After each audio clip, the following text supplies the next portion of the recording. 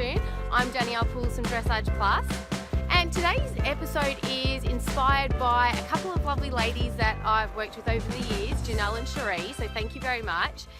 And they asked have been asking for some information or ideas on how to stay motivated through winter, in their riding through winter, and how to say yes to going out and riding in the cold and the wet and dark, and instead of coming up with excuses, and how they can push through this sometimes challenging time in winter. So I have created a little mini series for you. The next 3 videos will be all about motivation in our riding. So it doesn't matter where you are in the world. So Janelle, Cherie and myself are located in Melbourne, so we've got this beautiful foggy, cold morning this morning, and this is just a typical Melbourne winter morning, and quite good for the video actually. And how we can stay motivated in this weather. We've been lucky, it hasn't been too wet yet, but just the cold weather and the dark. So people that work full time have to either ride in the morning, I start my rides in the dark, or in the afternoon riding under lights. And again, it doesn't matter where you are in the world. We all generally have a season that is not as easy to get out and ride in, whether it's the winter like in Melbourne, or a really hot summer can be quite challenging to get out in and stay motivated to ride, or even like a wet season in some of the areas of the world, getting out there in that wet season and keeping the motivation up. So I wanted to share with you today a particular topic.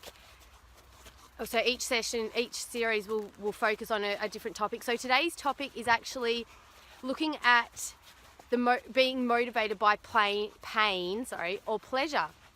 And I'll delve a little deeper into that. First, I want to actually point out, it doesn't matter if you miss a ride here and there. If it's pouring with rain and you don't have a competition coming up, or you don't have a clinic or a lesson, it's not a big deal if you sacrifice a ride to stay dry or stay out of the hail or anything like that.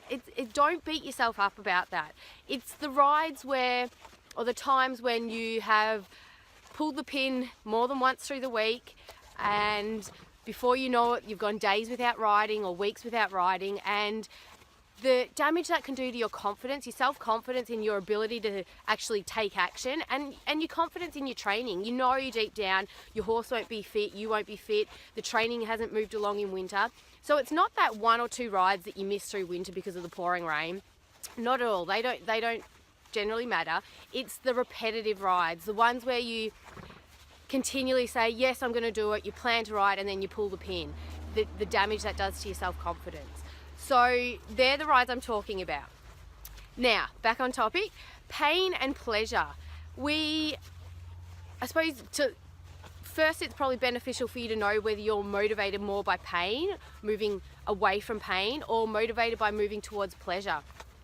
And a way you can work this out for yourself is thinking about a past ride where you have planned to ride, and then you've had the excuses come in, and you've had all that self-talk where you're like, oh, I don't really feel like riding, it's cold, it's wet, or do I really need to ride? You've had those kind of excuses, and then you've actually found a way to push through them and say yes and get out and ride. So I want you to think about a past ride where that's happened, or if you can't think of a ride, maybe think about a time when you've planned to exercise, go for a walk or a run or go to the gym, and you've had the self-doubt and the excuses come in, but you've pushed through it and you've said yes, and you've found a way to go to the gym or go for the walk. Same in eating healthy. Maybe you've been tempted by the junk food, but you found a way to push through that self-talk, the negative self-talk, and say yes to the healthy food.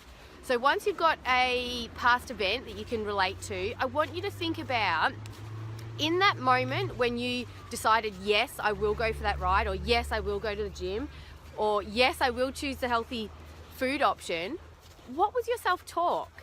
And what was going on in your mind? I can guarantee there was something going on. You're having some kind of conversation back and forth.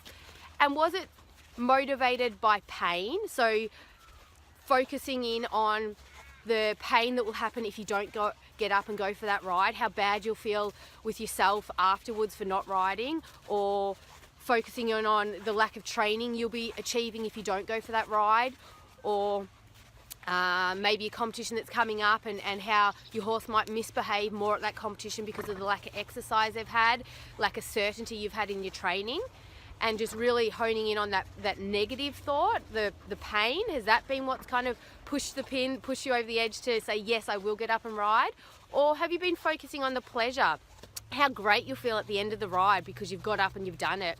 How good and secure and confident you'll feel in your training coming up to your next competition or next time you go to a lesson.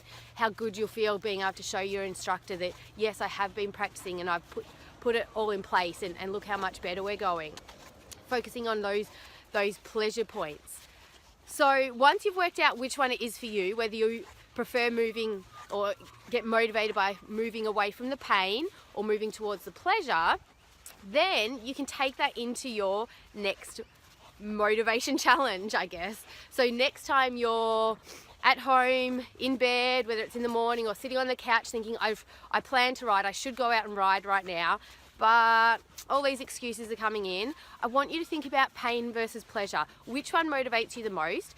And go with that. Have that conversation in your head. Ramp it up even more.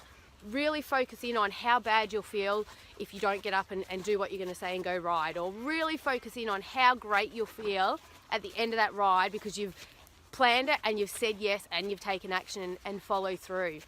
Really ramp up that pain and pleasure. And that, we all know how much is in our mind and how our self-talk controls everything we do. So really focusing in on your self-talk and managing it and monitoring it, really. So I hope that helps you, and I hope it all makes sense. Next week we will be focusing in on goal setting and how you can use goal setting to motivate you through the year, but particularly through winter at the moment, to keep you on track and keep your plans working through winter, so that you actually find yourself coming out of winter with better training, with a better riding skills, your horse working better, ready for the competition season if you're not competing through winter, rather than coming out of winter with a horse that's unfit, a rider that's unfit and lacking confidence, and having to start all again in spring. So enjoy your week and enjoy staying motivated through the week. I look forward to speaking to you next week. See ya.